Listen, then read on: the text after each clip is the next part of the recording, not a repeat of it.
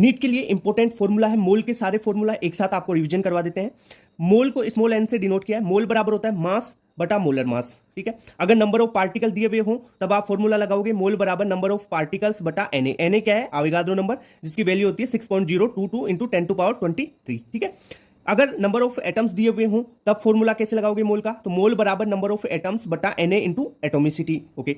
अगर आपको कोई गैस दी हुई हो, और गैस है ना जो एसटीपी या NTP standard temperature and pressure और नॉर्मल टेम्परेचर एंड प्रेशर पे दी हुई हो, तब आपको मोल का फॉर्मूला लगाओगे तो क्या लगाओगे? वॉल्यूम इन लीटर बटा 22.4। ये मेरी बात सुन लो, ये फॉर्मूला आपको लगाना है कब?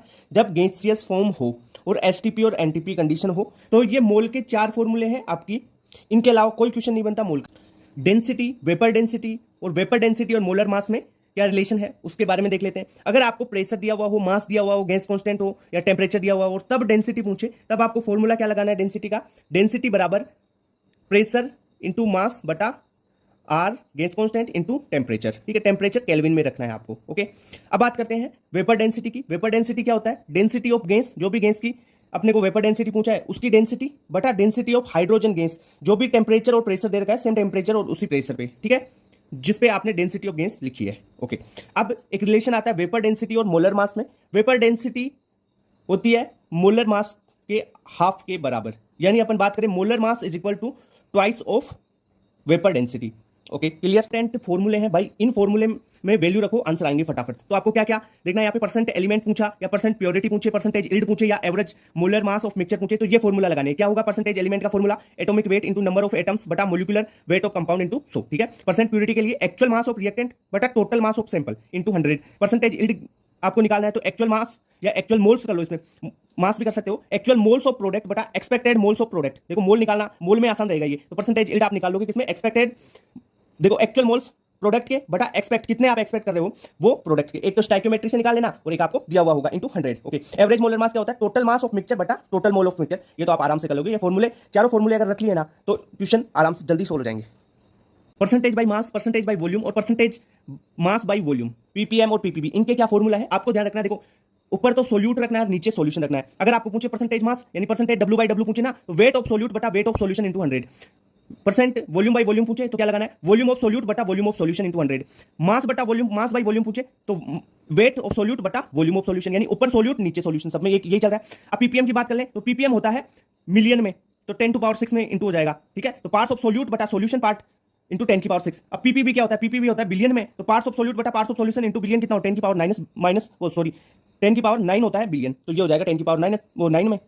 मोलरिटी की, मोलरिटी होती है कि 1 लीटर सॉल्यूशन में सोल्यूट के कितने मोल प्रेजेंट है, यानी फॉर्मूला बनाना चाहें तो मोलरिटी बराबर सोल्यूट के मोल बटा वॉल्यूम किसमें? लीटर में। अगर लीटर की जगह एमएल में वॉल्यूम लोगे तो क्या होगा? 1000 से ऊपर मल्टीप्लाई करना पड़ेगा। अब एक बात बता दूं, यहाँ पे बी बी ए ऐसे लिखता हूं ना, तो ये है एनसीईआरटी के हिसाब से। ए तो सोलवेंट के लिए यूज करूंगा और बी सोल्यूट के लिए यूज करता हूं मैं, ठीक है। तो मोलरिटी बराबर वेट ऑफ सोल्यूट इंटू 1000 बटा मास of solute into volume in ML, ठीक है, ओके। अगर परसेंटेज वेट बाय वेट और मोलरिटी में रिलेशन पूछा जाए तो आप क्या बताओगे? मोलरिटी बराबर percent W by W into density into 10 बटा molar mass of solute, okay. अगर आपको रिलेशन पूछा जाए मोलरिटी और मोलेलिटी, देखो स्मॉल एम है मोलेलिटी और कैपिटल एम है मोलेरिटी, तो मोलेरिटी बराबर मोलेलिटी इंटू डेंसिटी इंटू 1000 बटा molality into molar mass of solute plus 1000, okay. तो ये रिलेशन आपको पता होनी चाहिए सारे। यहाँ पे स्मॉल एम है मोलेलिटी और कैपिटल एम है मोलेरिटी। एम का मतलब है मोलर मास और डी का मतलब है डेंसिटी।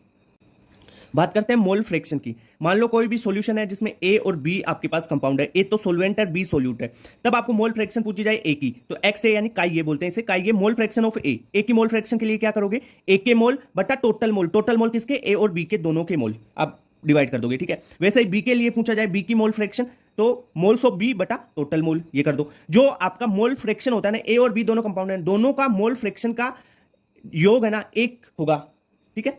तो और इनकी रेंज होती है ना 0 से लेके ए के बीच में होगी, एक्स ए और एक्स बी की रेंज, क्योंकि देखो एक्स ए प्लस एक्स बी कितना होता है? 1, ओके। मोलेलिटी इसे स्मॉल एम से शो किया हुआ है। मोलेलिटी क्या होती है? 1 किलोग्राम सोल्वेंट में सोल्यूट के कितने मोल प्रेजेंट है।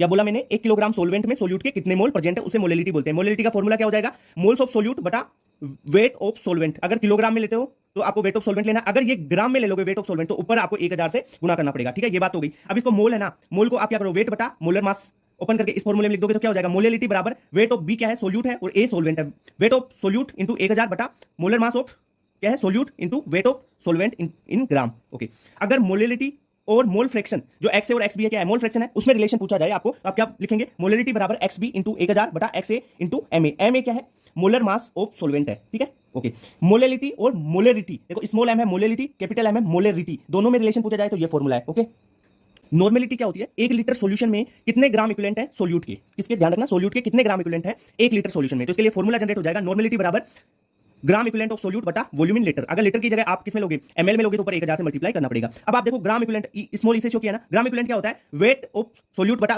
Equivalent weight, E capital E क्या है, इक्विवेलेंट वेट। और ये जो कैपिटल ई है ना, वो कैसे निकालोगे आप, वो निकालोगे मास बटा एन फैक्टर, मोलर मास बटा एन फैक्टर से आप निकालोगे, ठीक है। तो यहाँ पे इस फॉर्मूले को रखें, ई को यहाँ पे, तो आपके पास नया फॉर्मूला बन गया जाएगा नॉर्मेलिटी का, क्या, बी क्या है, सोल्यूट है, और ए क्या है, सोलवेंट है। तो नॉर्मेलिटी बराबर weight of solute into N factor बटा molar mass of solute into volume in litre, ठीक है। नॉर्मेलिटी का एक और फॉर्मूला है, नॉर्मेलिटी बराबर मोलरिटी, और नॉर्मेलिटी में रिलेशन है, ये ध्यान रखना, एन तो नॉर्मेलिटी कैपिटल एम है, मोलरिटी यहाँ पे ये क्या है, मोलरिटी है,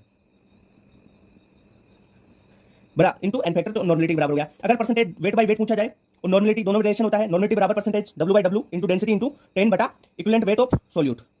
रेडॉक्स में भी बहुत इंपॉर्टेंट है ग्राम इक्विवेलेंट, और मोल कॉन्सेप्ट में भी आता है, सॉल्यूशन चैप्टर में भी आएगा ये, तो इसके सारे फॉर्मूला एक साथ बता देता हूं। ग्राम इक्विवेलेंट स्मॉल ई से यहां पे डिनोट किया, कैपिटल ई को बोला है इक्विवेलेंट वेट, ठीक है। तो ग्राम इक्विवेलेंट बराबर होता है वेट बटा इक्विवेलेंट वेट, ग्राम इक्विवेलेंट बराबर normality into volume in litre, gram equivalent बराबर मोल गुणा एन फैक्टर, ग्राम इक्विवेलेंट बराबर वेट बटा molar mass into N factor होता है, और ग्राम इक्विवेलेंट का लास्ट फॉर्मूला होता है, ग्राम इक्विवेलेंट और मोलरिटी में रिलेशन होता है, ग्राम इक्विवेलेंट बराबर molarity into N factor into volume in litre. Okay, stoichiometric coefficient relation in a chemical reaction, देखो बहुत इंपॉर्टेंट है, क्वेश्चन आते हैं इन पे, तो कैसे क्वेश्चन को सोल्व करोगे, स्टाइक्योमेट्री से। जैसे एक इक्वेशन दे दी 2H2 plus 1O2 is equal to 2H2 हो गया, बन गया। इसमें देखो स्टाइक्योमेट्री देख लो आप, H2 इसके मतलब इसको आपने क्या किया, बैलेंस कर लिया रिएक्शन को, तब स्टाइक्योमेट्री क्या आ गई, यहाँ पे देखो स्टाइक्योमेट्री 2 है, यहाँ पे 1 है, और यहाँ पे 2 है। तो देखो 2 hydrogen, 2 mole of hydrogen and 1 mole of oxygen मिलकर क्या बना रहे हैं, 2 मोल ऑफ H2। तो 2 मोल इसके मिले और इसका 1 मोल मिला, तो इसके 2 मोल बन गए, ठीक है।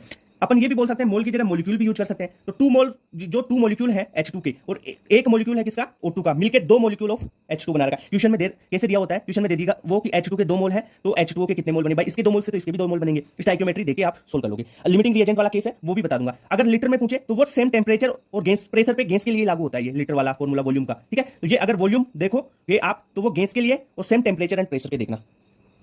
एवरेज एटॉमिक मास का फॉर्मूला, और इससे क्वेश्चन भी आया हुआ है, तो बता देता हूं उसका फॉर्मूला क्या होता है। एवरेज एटॉमिक मास बराबर percentage of each isotope into atomic mass of isotope, यानी जो भी आइसोटोप दे रखे होंगे आपको, उनका एवरेज एटॉमिक मास निकालना है। तो कैसे निकालोगे, पहले तो परसेंटेज लिखना उसकी, और उसके एटॉमिक मास से उसको गुणा कर देना। जितनी भी परसेंटेज दे रखा, समीशन का मतलब है जितनी बार भी दे रखा हो, एक बार दे रखा है मान लो उसकी 90% और 10% दे रखा है, तो 90% इंटू उसका एटॉमिक मास प्लस 10% इंटू उसका एटॉमिक मास बटा 100। ओके, तो ऐसे एवरेज एटॉमिक मास आप फाइंड कर सकते हो। समीशन का मतलब है जितना भी दे रखा है, 10, 50 जो भी उसमें परसेंटेज दे रखी है, उसके अनुसार आपको सबको जोड़ लेना है।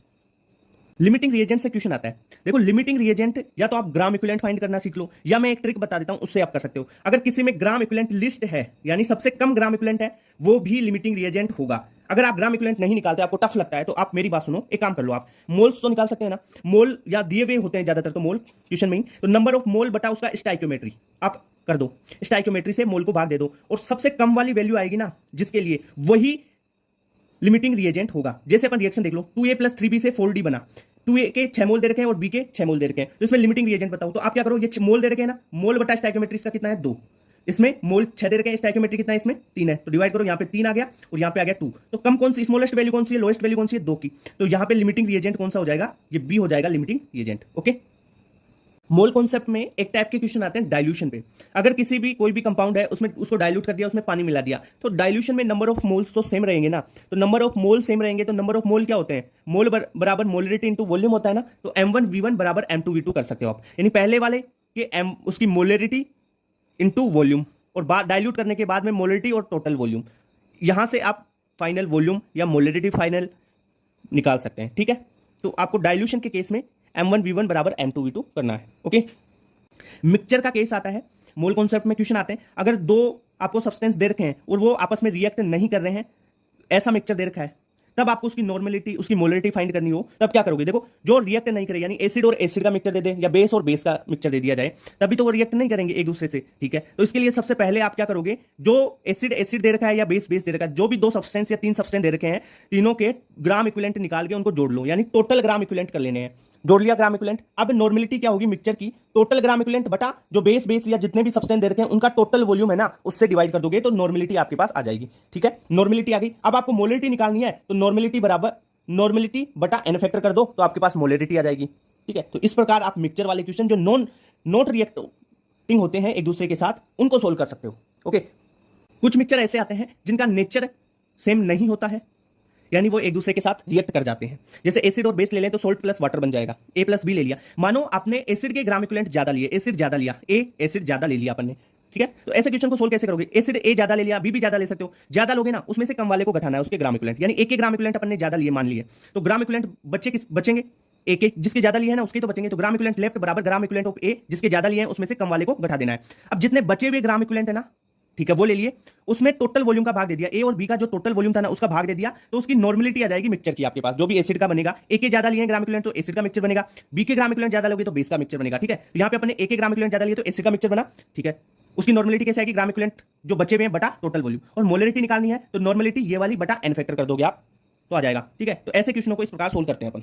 कोई मिक्सचर है ए प्लस बी का, अगर मिक्सचर नॉन रिएक्टिंग है तब आप उसकी एक नॉर्मेलिटी मोलरिटी किस प्रकार निकालोगे, या रिएक्टिंग है तब उसकी मोलरिटी नॉर्मेलिटी कैसे निकालोगे। सबसे पहले आपको अगर नॉट रिएक्टिंग है, दोनों आपस में रिएक्ट नहीं कर रहे हैं, तो दोनों के ग्राम इक्विवेलेंट जोड़ लेना है। ग्राम इक्विवेलेंट जोड़ लोगे तब क्या करना है, टोटल ग्राम इक्विवेलेंट बटा टोटल वॉल्यूम, ए प्लस बी का टोटल वॉल्यूम कर दोगे तो नॉर्मेलिटी आ जाएगी। और नॉर्मेलिटी से आप मोलरिटी इस फॉर्मूले से निकाल सकते हो, नॉर्मेलिटी बराबर मोलरिटी इंटू एन फैक्टर होता है। अगर मिक्सचर रिएक्टिंग हो यानी एसिड प्लस बेस बराबर सोल्ट प्लस वाटर बन रहा हो, तब आप क्या करो, जिसके ग्राम इक्विवेलेंट सबसे कम होंगे वो लिमिटिंग रिएजेंट होगा। इसमें आपको क्या देखना है, जिसके ग्राम इक्विवेलेंट कम है और जिसके किसके ज्यादा है। जिसके ज्यादा है ना ग्राम इक्विवेलेंट, माना ग्राम इक्विवेलेंट ए के ज्यादा है तो ए में से बी के ग्राम इक्विवेलेंट घटा दो, तो जो बचे हुए ग्राम इक्विवेलेंट है ना उनसे आपको काम करना पड़ेगा। तो नॉर्मेलिटी हो जाएगी बचे हुए ग्राम इक्विवेलेंट बटा टोटल वॉल्यूम। वॉल्यूम को घटाना नहीं है, वॉल्यूम तो जुड़ेगा, यहां पे भी जुड़ेगा, यहां पे भी जुड़ेगा, पर नॉट रिएक्टिव में तो टोटल ग्राम इक्विवेलेंट जुड़ जाएंगे और रिएक्टिंग में घट जाएंगे, टोटल ग्राम इक्विवेलेंट कम होंगे, यानी gram equivalent of A minus gram equivalent of B, यानी बचे हुए काम मिलेंगे। ओके, नीट में एक क्वेश्चन आता है कि जो कॉन्सेंट्रेशन टर्म्स होती है उन पर टेम्परेचर का क्या इफेक्ट होता है। तो अपन effect of temperature on concentration terms पे देखें तो जिस भी कॉन्सेंट्रेशन टर्म में वॉल्यूम आ जाएगा ना